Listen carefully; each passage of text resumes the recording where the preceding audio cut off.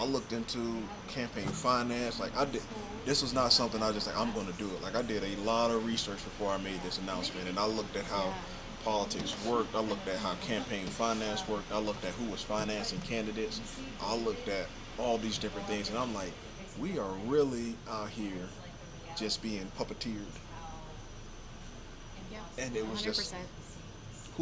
who's gonna be that voice to say enough is enough? Who's gonna stand up and try to fight the machine? And I looked around. I was like, all right, I do.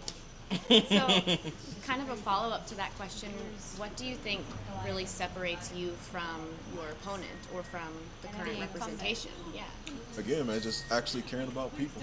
Like every 3 days of my life, I sacrifice my life. My wife sacrifices the possibility of not having a husband. My children sacrifice the possibility of not having a father just to go out and serve my community. And that's what I'm already willing to risk. And that's what I'm already willing to do for the people in my community.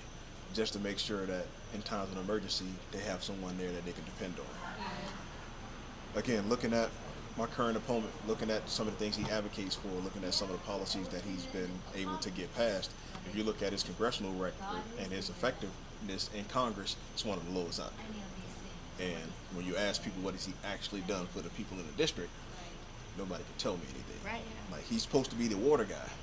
Lake Okeechobee was just voted the dirtiest lake in all the country, the entire country. And that lake funnels down into our waterways, and it causes all different type of environmental hazards. If you watch him, every 2 years when it's time to run, it's always, I'm the water guy.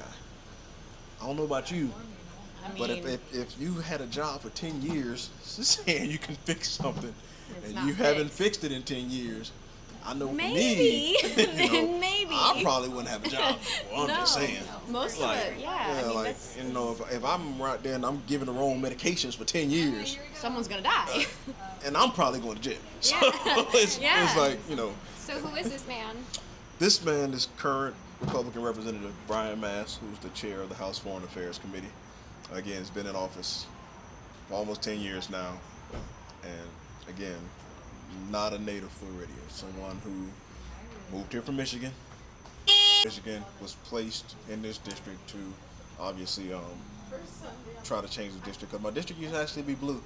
It was blue for a while before Brian Mass actually won it, and he's been in charge for 10 years. So it hasn't been blue in at least that long. It hasn't been blue in 10 years, and he's been in charge under Republican leadership, Democratic leadership, and back to Republican leadership. And what did my district have?